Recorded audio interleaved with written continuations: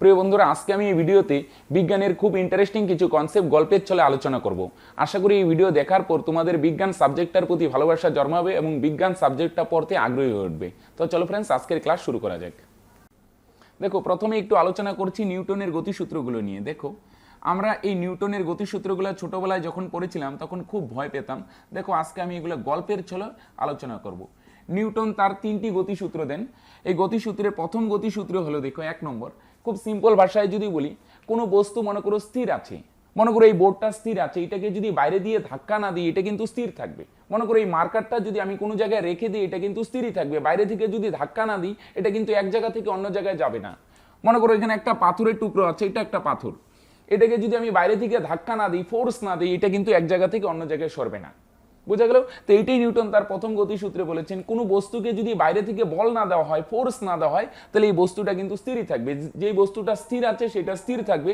আবার কোনো বস্তু যদি গতিশীল থাকে, মনে করো কোনো বস্তু গতিশীল আছে, গতিশীল, বাইরে থেকে যদি বল না দেওয়া হয়, যে কোনো একটা গাড়ি বা ট্রাক, যে কোনো বস্তু যদি বাইরে থেকে বল না দেওয়া হয় সেটা কিন্তু গতিশীলই থাকবে। বোঝা গেল? কিন্তু কোনো একটা বস্তুকে আমরা যদি ধাক্কা দিই, দেখবি কি কিছু দূর যাওয়ার পর সেটা কিন্তু থেমে যায়। কেন? বাইরে থেকে বল কাজ করছে। কি বল? অভিকর্ষ বল। পৃথিবী নিজের কেন্দ্রের দিকে টানে। তাহলে এইটাই নিউটনের সিম্পল গতিসূত্র, প্রথম গতিসূত্র। যদি বাইরে থেকে বল দিই, বল মানে কি? মনে করো বোর্ডটার উপর একটা আঘাত করলাম, এটা একটা বল। আমি কোনো বস্তুকে ধাক্কা দিলাম বা টানলাম, সেটা একটা বল। এই বাইরে থেকে ফোর্স বা বল না দেওয়া হলে স্থির বস্তু স্থির থাকবে, আবার এই যে বস্তু গতিশীল ছিল সেই বস্তুটা গতিশীলই থাকবে। বুঝতে পারছো? তাহলে এটি হচ্ছে নিউটনের কোন গতিসূত্র বলো দেখি? প্রথম গতিসূত্র। এই প্রথম গতিসূত্র থেকে আমরা কি কি জানতে পারি? এই কোশ্চেনটা আসে খুব। একটা হচ্ছে জাড্ডের ধারণা পাওয়া যায়। জাড্ডের ধারণা পাওয়া যায়। জাড্ডু কি জিনিস দেখো, আমি কি বললাম? যদি বাইরে থেকে বল না দিই, স্থির বস্তু স্থির থাকবে। যে বস্তুটা স্থির আছে মানে এক জায়গায় দাঁড়িয়ে আছে, সেটা স্থির থাকারই চেষ্টা করে। আমার যে বস্তুটা গতিশীল সে কিন্তু সবসময় গতিশীল থাকারই চেষ্টা করে। এই যে ধর্মটা, মানে বস্তু যে অবস্থায় আছে সবসময় সেই অবস্থায় থাকার চেষ্টা করে, এই ধর্মটাকে আমরা বলি জাড্ডের ধারণা। তাহলে কোশ্চেন আসে, জাড্ডের ধারণা নিউটনের কোন গতিসূত্র থেকে পাওয়া যায়? প্রথম গতিসূত্র থেকে। আরেকটা ধারণা পাওয়া যায়, সেটা হচ্ছে বলের ধারণা। তাহলে বলের ধারণাও আমরা কোন গতিসূত্র থেকে পাই? প্রথম গতিসূত্র থেকে। সিম্পল। আর দ্বিতীয় গতিসূত্রটা দেখো, আরো সিম্পল। দ্বিতীয় গতিসূত্রে কি বলছে? কোনো বস্তুর উপর যত জোরে বল দিব বস্তুটা তত স্পিডে চলবে। সিম্পল কথা। মনে করো যে কোনো একটা বস্তু আছে, ছোট একটা পাথর আছে, এটার উপর যদি ধাক্কা দিই পাথরটা সরবে। যদি জোরে ধাক্কা দিই পাথরটা জোরে সরবে, আরো জোরে ধাক্কা দিলে আরো জোরে সরবে। সিম্পল, এটাই বলছে নিউটনের গতিসূত্রে। বলছে যত জোরে বল দেওয়া যাবে বস্তুটা তত জোরে ছুটবে। বোঝা গেল? যত জোরে বল দিব তত জোরে ছুটবে। এটি হচ্ছে নিউটনের দ্বিতীয় গতিসূত্র। তাহলে এই নিউটনের দ্বিতীয় গতিসূত্র থেকে আমরা কি পাই?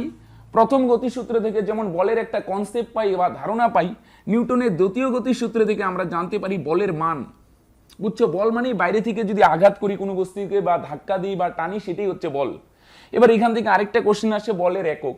দেখো, আমি যদি বলি এই মার্কারটার ভর কত, তোমরা বলবে খুব সিম্পল, 30 গ্রাম বা 50 গ্রাম কিছু একটা। এই মার্কারের ভর আমরা যখন বলবো ছোট বস্তু, তখন আমরা বলি 30 গ্রাম। এবার মনে করো আমি বাজার থেকে চাল কিনে নিয়ে আসলাম, আজকে কত কেজি চাল কিনে নিয়ে আসলাম? 5 কেজি। তাহলে এই যে শব্দগুলা গ্রাম বা কেজি, এগুলোকে আমরা কি বলি?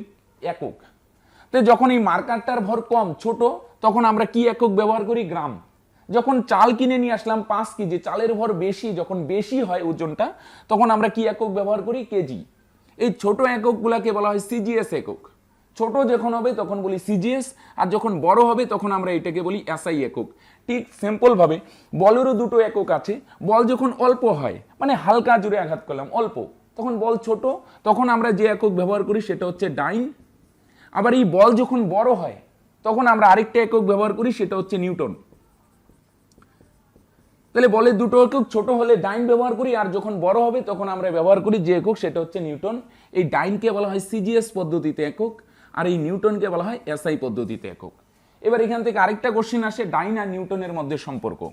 এক ডাইন সমান সমান এক নিউটন সমান সমান এক 5টি শূন্য, 1 2 3 4 5, একক, দশক, শতক, হাজার, অযুক, লক্ষ।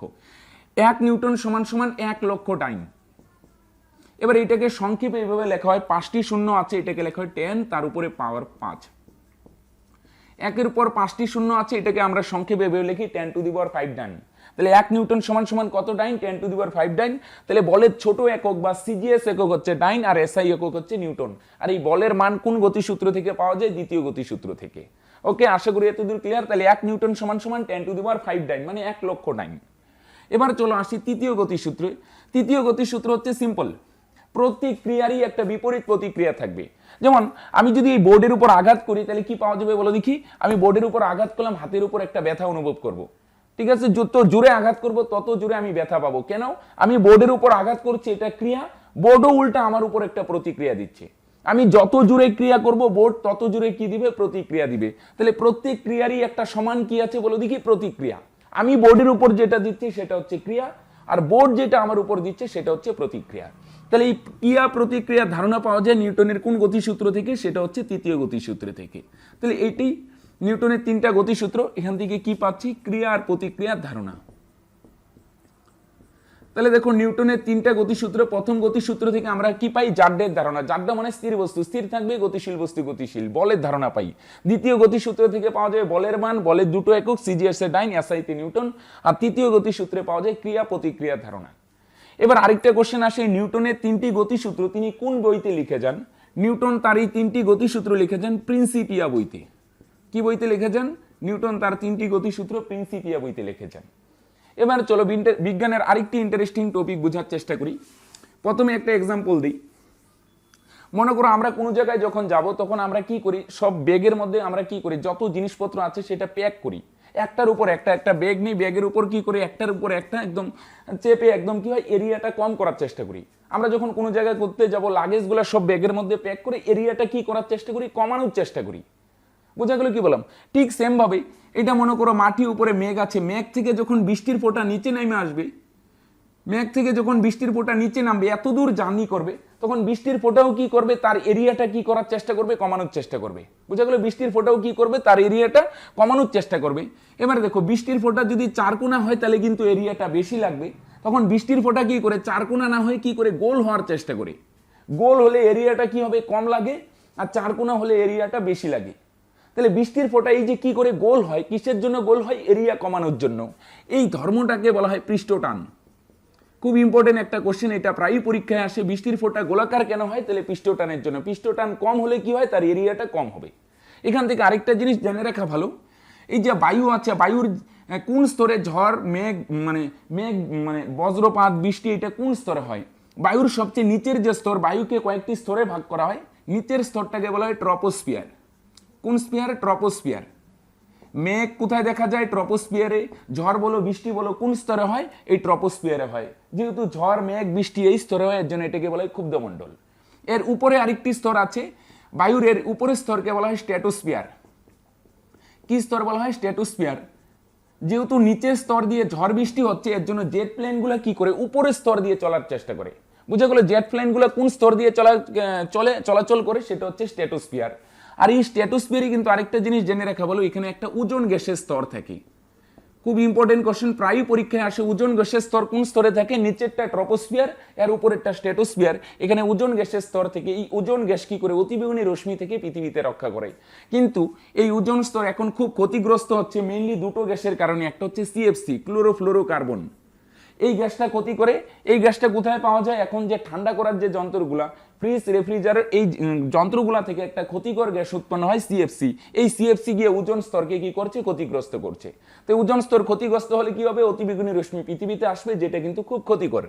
আরেকটা গ্যাস ক্ষতি করে, সেটা হচ্ছে নাইট্রোজেনের অক্সাইড। আরেকটা ক্ষতি করে, সেটা হচ্ছে কি? নাইট্রোজেনের অক্সাইড। এই নাইট্রোজেনের অক্সাইডগুলো বলো দেখি কোন জায়গা থেকে আসে? আমি কি বললাম, জেট প্লেন এই স্তর দিয়ে চলাচল করে, স্ট্র্যাটোস্ফিয়ার। তাহলে এই স্তর দিয়ে যখন চলাচল করে, তখন এদের থেকে যে নির্গত গ্যাস জেট প্লেন থেকে, সেখানে নাইট্রোজেনের অক্সাইড থেকে, এগুলোও কিন্তু ওজোন গ্যাসের কি করে? ক্ষতি করে।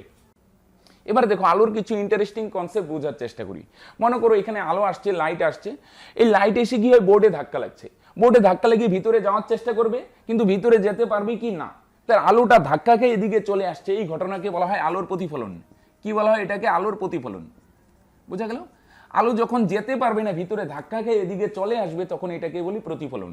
এবার মনে করো এটা মাটি, এখানে জল আছে, একটা জলাশয়।